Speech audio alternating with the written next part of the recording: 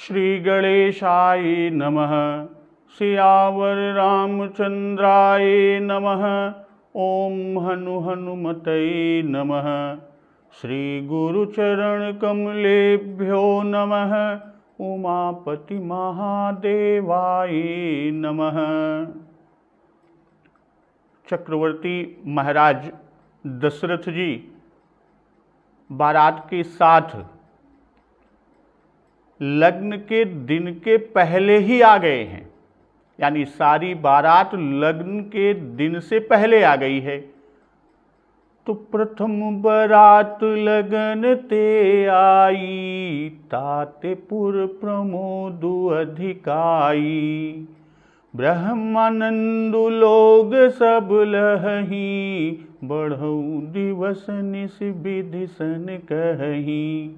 और सभी लोग ब्रह्मानंद प्राप्त कर रहे हैं और विधाता से मनाकर कह रहे हैं, उनसे विनय करते हैं, विनती करते हैं कि दिन और रात बढ़ जाएं, यानी दिन और रात बड़े बड़े हो जाएं।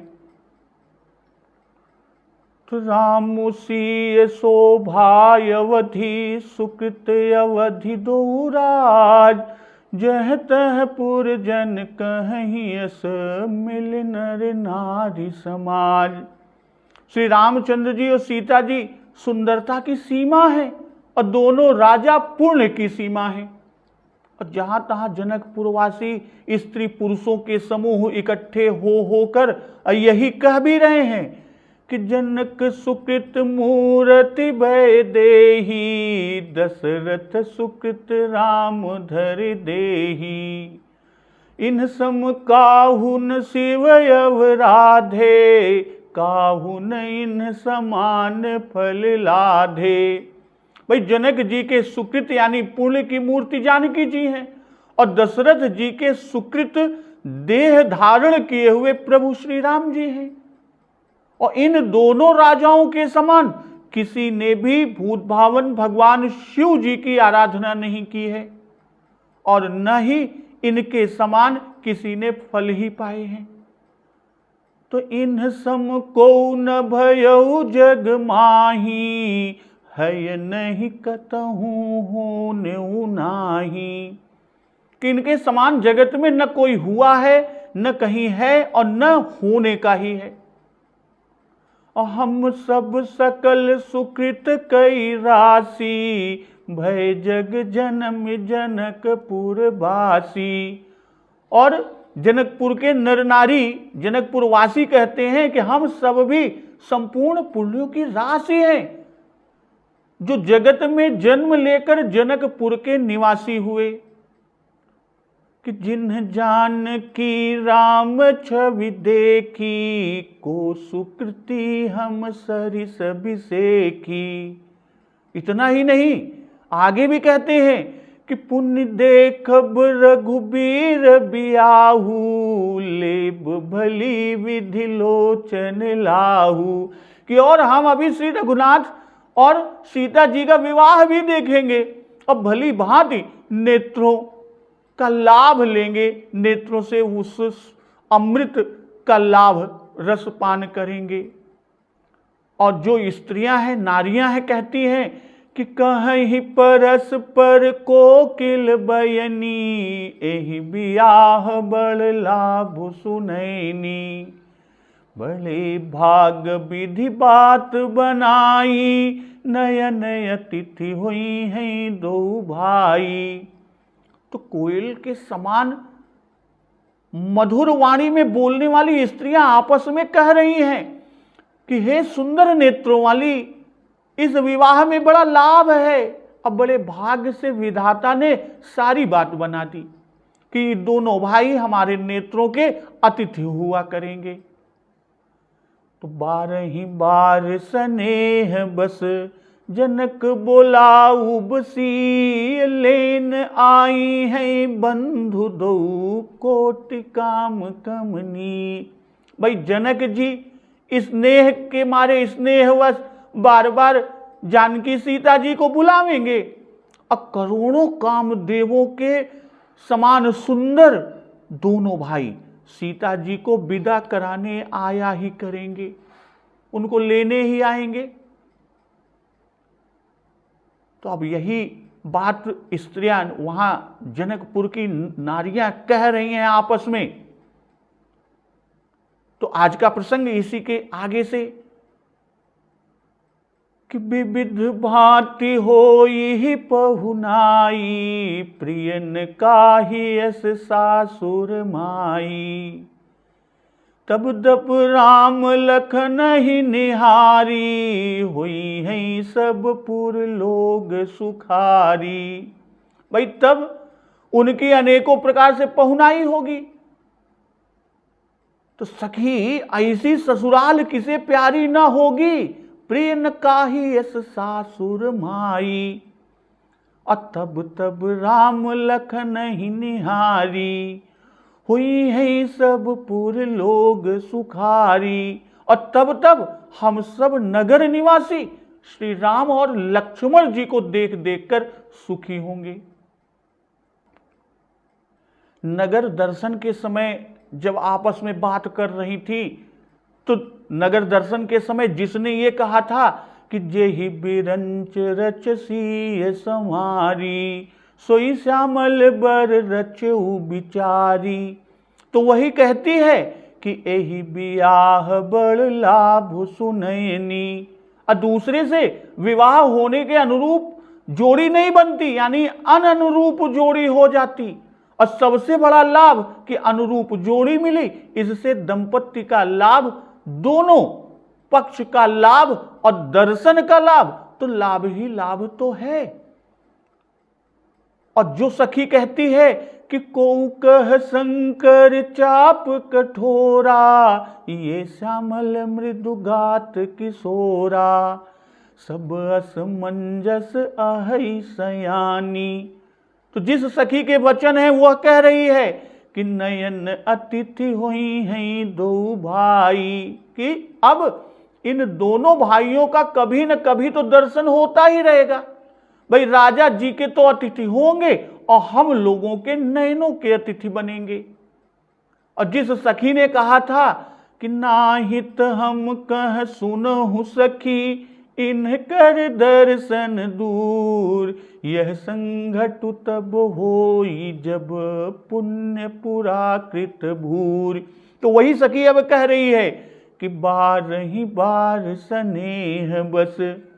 भाई महाराज जनक बड़े दुहित्र वत्सल हैं और वे स्नेहवश बार बार बेटी को बुलावेंगे, सीता जी को बुलावेंगे और तब विदा कराने दोनों भाई आया करेंगे।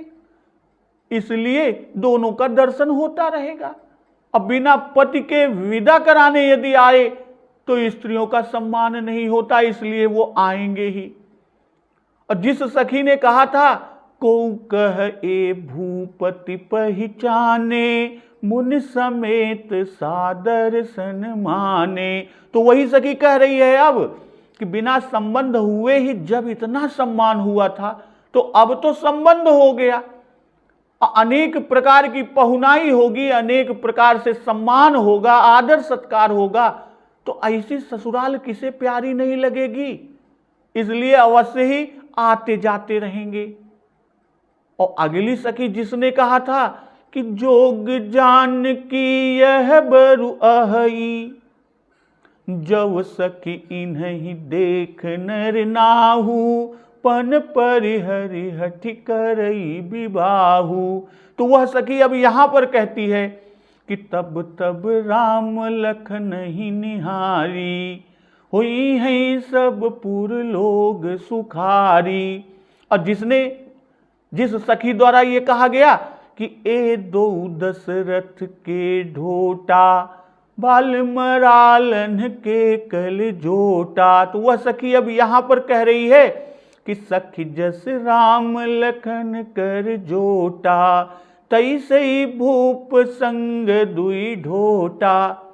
पर अपने पति से सुनकर कहती थी कि जो मैं सुना सो सुनहु सयानी। अब कह रही है कि ते सब कहीं देखी जे आए, यानी जैसे राम लखन संग सब अंग सुहाए, वैसे ही वे दोनों भी श्याम गौर सब अंग सुहा रहे हैं। और जिस सखी ने कहा था कि कहु सखी अस को तनुधारी, जो न मोह यह रूप निहारी, तो वही कहती है कि मैं आज निहारे। इसके पहले सखी के बात की पुष्टि करती, कहती है कि भरत राम ही की अनुहारी, इस तरह की बात वो कहती है। और जिस सखी के द्वारा कहा गया कि सखी इन कोटि काम छवि जीती, तो वही कहती है कि लखन शत्रुसूदन एक रूपा, कि दो भाई एक रंग के और दो दूसरे रंग के, अर्थात एकाएक ये पहचाने नहीं जाते। तो इस तरह यहां भी उन्हीं 8 सखियों का संवाद है, आपस में बातचीत है। और अगर कहें कि आधि दैविक दृष्टि से 8 सखियां 8 अपरा प्रकृति हैं। इनमें कोई पृथ्वी तत्व है, कोई जल तत्व, कोई बुद्धि तत्व, आदि आदि। और जो कहो कि विदा कराने आएंगे तो 2-4 दिन ही तो रहकर चले जाएंगे, तो उस पर सखी कहती है कि विविधि भांति होई ही पहुनाई। भाई पहले तो जनक महाराज जी के यहाँ कई दिन पहुनाई यानी उनका आदर सत्कार सम्मान होगा, और फिर उनके भाइयों के यहाँ होगी। भाई श्री रसरोम महाराज जी की 3 रानियां थीं, शुभजया, सदा और सर्वदा। इनमें से प्रथम से 2 पुत्र, शीरध्वज महाराज और कुशध्वज महाराज, और दूसरी रानी से 4 पुत्र, शत्रुजित, यशशाली, अरिमर्दन और रिपुतापन। और तीसरी रानी से भी 4 पुत्र, महिमंगल, बलाकर, तेजस और महावीर। तो इस प्रकार जनक महाराज 10 भाई थे। अगर 2-2 दिन भी प्रत्येक भाई के यहां आदर सत्कार पहुनाई को स्वीकार करेंगे तो भी 1 मास तो ऐसे ही बीत जाएगा। और उसके बाद फिर मंत्रियों, सखाओं आदि के यहां कुछ न कुछ समय देंगे, और हम लोग भी पहुनाई करेंगे, आदर सत्कार, और घर घर वे अतिथि होंगे। तो इस तरह बहुत दिन ठहरना पड़ेगा प्रभु श्री राम और लक्ष्मण जी को, क्योंकि सभी पूर्वा में अपने अपने यहां उनकी पहुनाई करना चाहेगा, अनेक भांति से करेंगे। तो इस तरह बहुत दिन दर्शन मिलेगा। और प्रिय न काहि, किसे प्रिय नहीं है, सभी को प्रिय लगती है, उनको भी प्रिय लगेगी, इसलिए वे अवश्य बहुत दिन तक रुक जाएंगे, रह जाएंगे। और अस सासुर कि ऐसा प्यार और प्रिय करने वाली ससुराल, और माई श्री राम, यह माई का संबोधन जो है बूढ़ी या बड़ी स्त्रियों के लिए जो आदर सूचक है। तो तब राम लखनहि निहारी, हुई है सब पुर लोग सुखारी।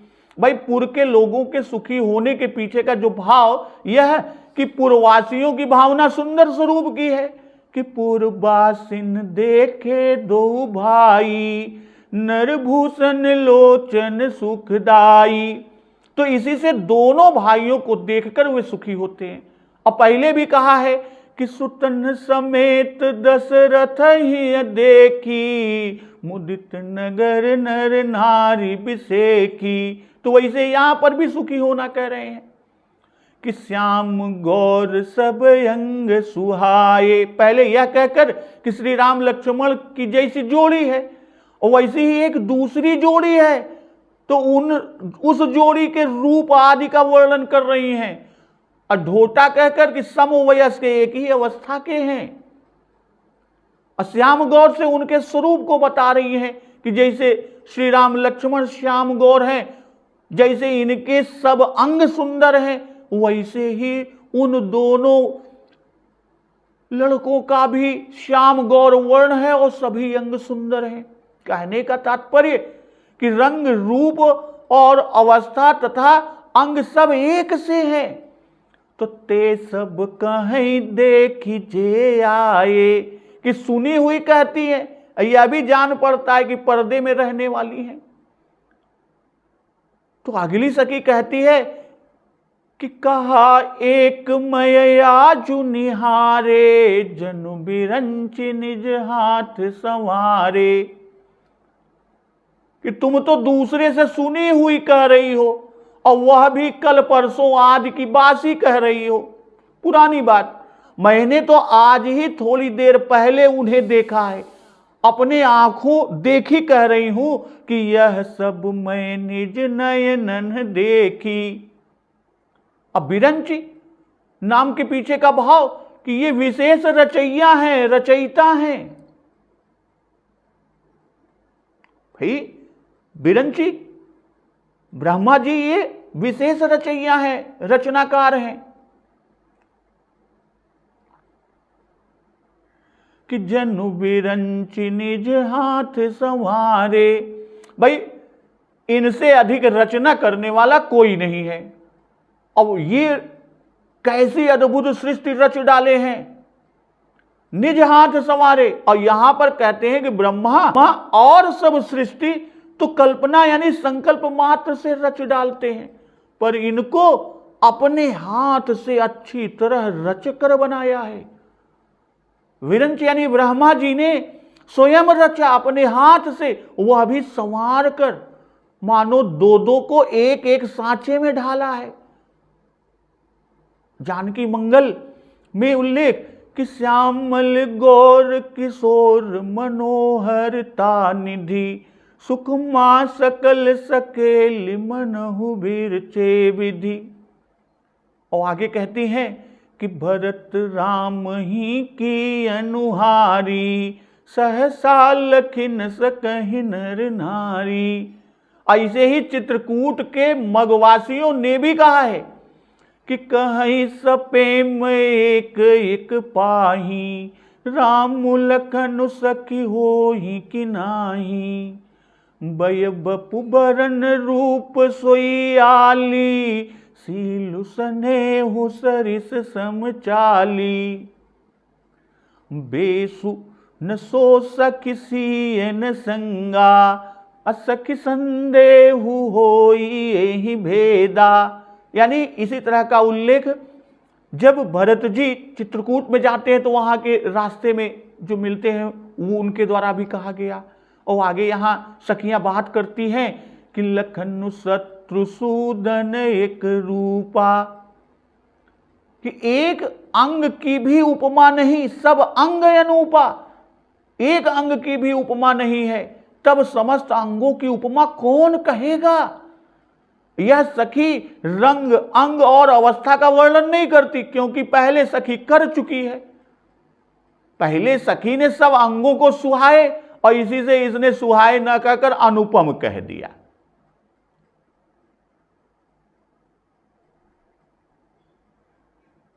कि नख सिकते सब अंग अनूपा। तो सहसा लख ही न सके कि निकट से अच्छी तरह देखने पर ही वो पहचाने जा सकते हैं, सहसा देखोगी तो वो नहीं समझ में आएगा। तो मन भावई मुख बरनि न जाही, उपमा कहूं त्रिभुवन को नाही। भाई रूप अद्भुत है, मुख से नहीं कहते बनता, और यदि उपमा देकर कहा चाहे या कहना चाहे तो त्रिभुवन में उपमा ही नहीं है। भाई अंग की उपमा वस्तु है, रूप की उपमा पुरुष है, असो ये दोनों नहीं है। भाई मन में दोनों भाइयों का स्वरूप ज्यों का त्यों दिख पड़ता है, पर कहा नहीं जाता। कि उपमा कह त्रिभुवन को नाही, कि तीनों लोकों के मनुष्यों को भी उपमा के योग्य नहीं पाया। त्रिभुवन कह देने से ब्रह्मा, विष्णु और महेश भी इसमें आ गए।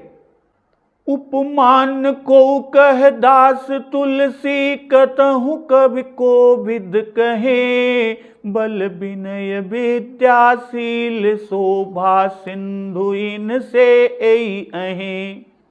भाई दास तुलसीदास कहते हैं कि कवि कोविद यानी पंडित कहते हैं कि इनकी कहीं पर भी कोई उपमा नहीं है।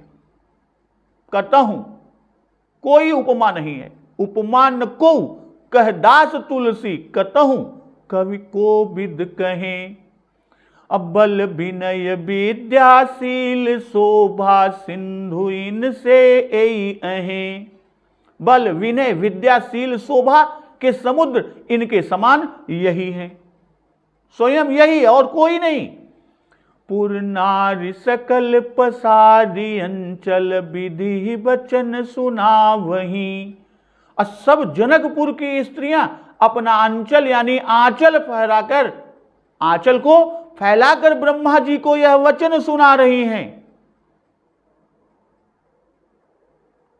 और क्या सुना रही हैं कि ब्याहियों चार्यु भाई यही पुर हम सुमंगल गावहीं। कि चारों भाइयों को इसी नगर में ब्याहिए और हम सुंदर मंगल गान करें।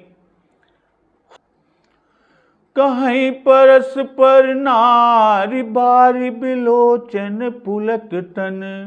सखी सबु करब पुरारी पुण्य पयो निधि भूप दो।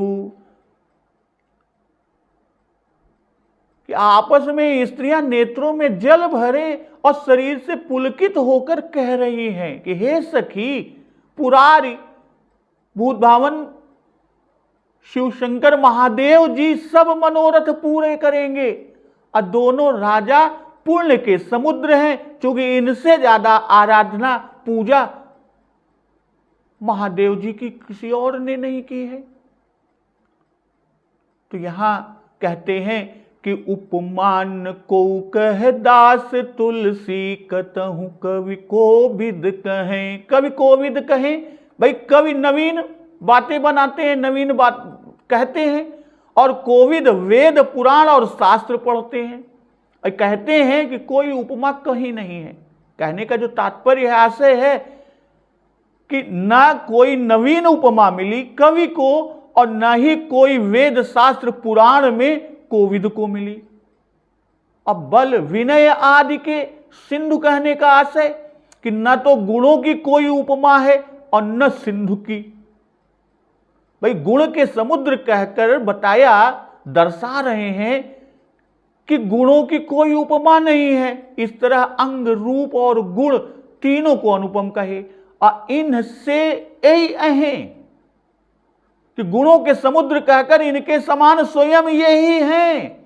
जैसे समुद्र के समान समुद्र ही है, वैसे इन प्रभु के समान स्वयं यही हैं।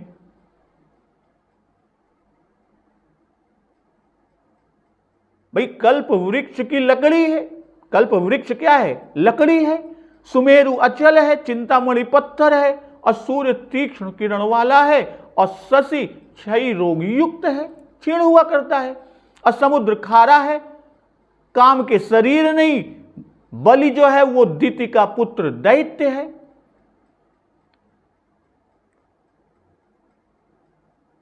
कि काष्ठम कल्प तरु सुमेर चलस चिंता मणि प्रस्तरः सूर्यस्य तीव्र करः शशि क्षय करः क्षारोहि वारान्निधि। कामो नष्ट तनुर्बलिर्दिति सुतो नित्यम पशु काम गानैतांस्ते तुलयामि भो रघुपते कस्योपमा दीयते। और कामधेनु पशु तो ये कोई उपमा के योग्य नहीं है। इनसे रघुपति को कैसे उपमा दिया जाए, उपमित किया जाए। अपुर नारियों ने यही 5 गुण देखे हैं, तो इससे इन्हीं का नाम यहां पर। नहीं तो चारों भाइयों के गुण तो अनंत हैं। भाई एक भाई श्री राम जी का बल और विद्या धनुष भंग में देखी, बल तोड़ने में और विद्या शीघ्रता में। कि अति लाघव उठाई धनु लीन्हा और लेत चढ़ावत खैंचत गाढ़े। अब विनय और शील परशुराम के प्रसंग में कि विनयशील करुणा गुण सागर। और शोभा समुद्र में तो नगर पूरा डूब रहा ही है। शरीर की शोभा देखी है, और लक्ष्मण जी का तेज और गुण धनुष के टूटने के पहले और टूटने के पश्चात परशुराम संवाद में देखा। तो शेष 2 भाई भी उन्हीं के अनुहारी हैं, तो उनमें भी बल प्रताप आदि है ही। तो बल विनय कि जिसमें बल अधिक होता है उसमें प्रायः नम्रता होती है, और ये दोनों भी हुए तो विद्या में निपुणता नहीं होती। और यदि विद्यावान हुआ तो अभिमान भी होता है, अर्थात सुशीलता जो है वो दुर्लभ है। और ये चार गुण भले ही किसी में हो पर वह सुंदर नहीं होगा, और यदि वह कहीं सुंदर भी हो तो चार भाइयों का एक से गुण, एक से रूप आदि संयुक्त मिलना असंभव है। इसलिए इनके समान ये स्वयं ही हैं कि पुर नारी सकल पसारी, अंचल विधि वचन सुना वहीं। भाई अंचल यानी अचला, अचरा, भाई साली, ओढ़नी, दुपट्टा का वह भाग अचरा कहलाता है जो सिर पे होता हुआ सामने, जैसे आप साड़ी का पल्लू करते हैं महिलाएं, और ये भाग सिर से होता हुआ जो आता है, जब किसी से, देवता से या बड़े से कुछ याचना करते हैं तो इस तरह आंचल फैला के मांगते समय आंचल को फैला देती है। तो यह स्त्रियों की रीति है, और इसे विनय और उद्योग दर्शा रहे हैं कि अंतरहित सुर आशीष देही, मुदित मातु अंचल भरि लेही। और रमा रमन पद बंदी बहोरी, अबिन वही अंजुलि अंचल जोरी। चरण नाई सिर अंचल रोपा, सुनहु बचन पिय परिहरि कोपा। तो ये अंचल, पसारी अंचल यानी अपने आंचल में ग्रहण करती हैं। अब वचन सुनाने का भाव कि विधि वचन सुनावहु, जो विधि वचन सुनावही, तो वचन सुनाने के भाव कि पहले स्वयंवर के समय रंगभूमि में सब मन ही मन में विधाता से मनाती थी कि सोच ही सकल कहत सकुचाही, विधि सन विनय करहि मन माही। और अब विधाता से वचन द्वारा प्रार्थना करती हैं, क्योंकि यहां अब कोई संकोच नहीं है कि ब्याहियौ चारु भाई यही पुर, हम सुमंगल गावहीं। कि इसी पुर में अर्थात राजा जनक के ही यहां चारों का ब्याह हो जाए। अगर वो नहीं संभव तो नगर भर में बहुत से निमिवंशी हैं जिनके बहुत कन्याएं हैं, उनमें से चाहे जिसके यहां विवाह हो, पर हो इसी पुर में, क्योंकि हमें तो चारों भाइयों के दर्शन से मतलब है।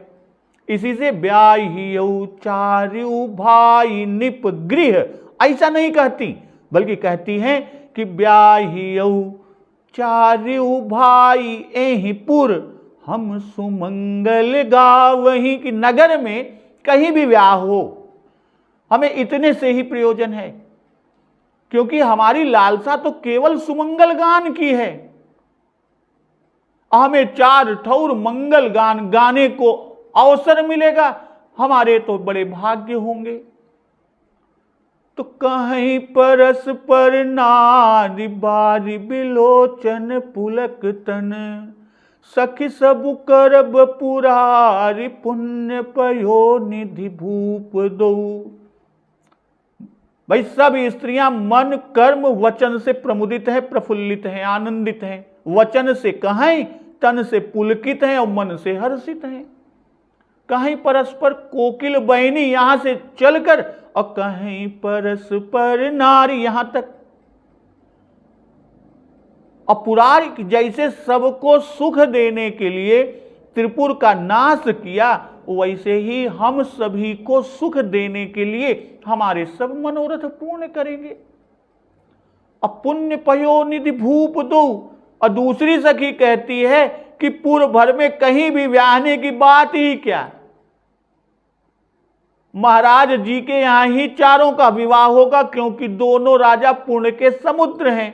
और कौन सा पुण्य है, ये पहले ही कहा है कि इन सम काहू न शिव अव राधे। भाई जिस पुण्य से दशरथ महाराज ने 4 पुत्र पाए और राजा जनक ने 4 कन्याएं पाई, उसी शिव आराधन रूपी पुण्य से यह संयोग भी बनेगा। और इसी से सब करब पुरारी यह कहा। तो एहि विधि सकल मनोरथ करही, आनंद उमगी उमग उर भरही। जे नृपसीय स्वयंवर आए, देख बंधु सब तिन्ह सुख पाए। भाई इस प्रकार सभी मनोरथ कर रही हैं, सभी सखियां, सभी नगर के लोग, और उमग उमग कर यानी उत्साह पूर्वक हृदय को आनंद से भर रही हैं, या यूं कहें कि आनंद उमड़ उमड़ कर उनके हृदय में भर रहा है। कहने का आशय कि इसमें उनको आनंद का अनुभव होता जाता है, अर्थात उन्हें आनंद का स्वाद मिलता है। तो जे नृपसीय स्वयंवर आए, देख बंधु सब तिन्ह सुख पाए। और जो राजा श्री सीता जी के स्वयंवर में आए थे, उन्होंने सभी भाइयों यानी चारों भाइयों प्रभु श्री राम, लक्ष्मण, भरत और शत्रुघ्न जी को देखकर सुख प्राप्त किया। तो कहत राम जसु विशद विशाला, निज निज भवन गए महिपाला। और श्री राम जी का निर्मल, उज्जवल और विशाल यानी बहुत बड़ा, सुंदर, भव्य और प्रसिद्ध महान यश कहते हुए ये सभी राजा अपने अपने घर गए। गए बीति कछु दिन यही भांति, प्रमुदित पुरजन सकल बराती।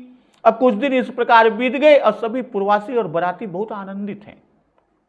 तो यहां बाबा जी लिख रहे हैं कि यही विधि सकल मनोरथ करही, आनंद उमगी उमगी उर भरही। भाई सब स्त्री पुरुषों का मनोरथ पहले कह आए कि पुण्य देखब रघुबीर बियाहू, लेब भली विधि लोचन लाहू। तो यह पुरुषों का मनोरथ था। अब्याई हऊ चारु भाई, यही पुर हम सुमंगल गावही। तो यह स्त्रियों का मनोरथ। तो यही विधि सकल मनोरथ करही कहकर सभी मनोरथ को एक साथ कर दिया। यहां तक मनोरथ की पूर्ति की पुष्टि में 4 विधियां कही हैं। एक तो अपना भाग्य कि बड़े भाग विधि बात बनाई, और दूसरी विधि श्री सीता जी पर राजा जनक जी का स्नेह कि बार रही बार स्नेह बस, जनक बोलाऊ बसी। और तीसरी विधि कि विविध प्रकार की पहुनाई कि विविध बात होई पहुनाई, प्रियन काहि यस सासुर माई। और चौथी विधि कि दोनों राजाओं का अद्वितीय सुकृति होना। सखी सब करब पुरारी, पुण्य पयो निधि भूप दो। और कहा कि यही विधि सकल मनोरथ करही। और जब मनोरथ करती हैं और जैसे जैसे करती हैं तब तैसे तैसे आनंद उमड़ता है, और उमड़ उमड़ कर स्त्री और पुरुषों के हृदय में भरता जाता है। तो आनंद नदी है, और स्त्री और पुरुषों यानी जनकपुर के नर और नारी जितने हैं, नर नारियों का हृदय समुद्र है। लोग बहुत हैं, इसीलिए उमगी उमगी भरही। तो जे नृपसीय स्वयंवर आए, देख बंधु सब तिन्ह सुख पाए। तो ये साधु राजा हैं। कुटिल राजा तो पहले ही भग चुके हैं कि अप भय कुटिल महीप डेराने, जह तह कायर गवहीं पराने। अब यहां साधु राजाओं का जाना कह रहे हैं। ये सब अभी तक चारों भाइयों को देखने के लिए रुके रहे।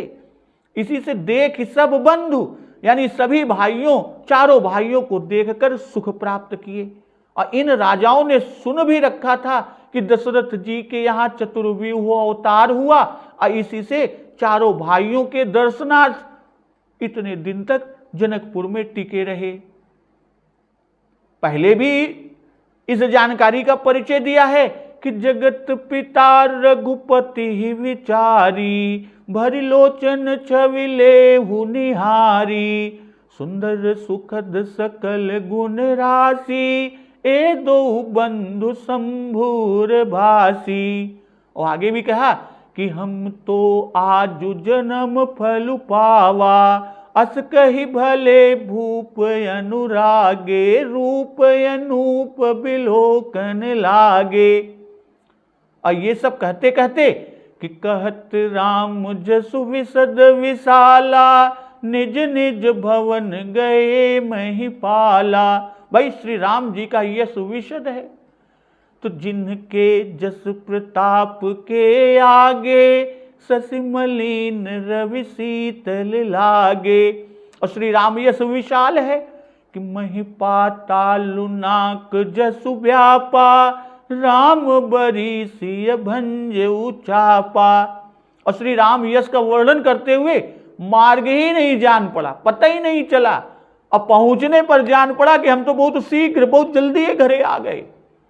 कि बरनत पंथ विविध इतिहासा, विश्वनाथ पहुंचे कैलासा। इसी तरह भूत भावन भगवान भी विश्वनाथ कैलाश पहुंच गए। तो गए बीत कछु दिन यही भांति, प्रमुदित पुरजन सकल बराती। कि लग्न से पहले बारात आई ही थी, पहले ही आ गई थी, और वही कुछ दिन जो बीच में रह गए थे वो बीत गए। कछु दिन, सुख के दिन बहुत जल्दी बीतते हैं, जाते हुए जान ही नहीं पड़ते। कि मास दिवस कर दिवस भा, मरम न जाने कोई। और यहां कि जात न जाने दिवस तिन्ह गए, मास खट बीत, ये भी उल्लेख मिलता है। तो इसी से 1 महीना 7 दिन को कछु दिन में कह रहे हैं, और वे कुछ दिन ही जान पड़े। प्रमुदित पुरजन सकल बराती कहकर कि बारात से पुरजन प्रमुदित हुए, आनंदित प्रफुल्लित हुए, और पुरजनों से बारात प्रमुदित हुई और आनंदित हुई। तो दोनों ही विशेष आनंद में मग्न थे, और इसी आनंद में मग्न रहने से दिन के बीतने को जान ही नहीं पाए। तो इस तरह आज यहां पर बारात और मिथिलापुरी प्रमोद वर्णन समाप्त होता है। अब आगे का श्रवण रसपान हम लोग उसका अमृत लाभ अगले दिवस की कथा में करेंगे। तो एक बार जोर से बोलिए, सियावर रामचंद्र की जय, पवन सुत हनुमान की जय, जगत जननी मां जगदम्बा की जय, गुरुदेव भगवान की जय, उमापति महादेव की जय। जय श्री राम।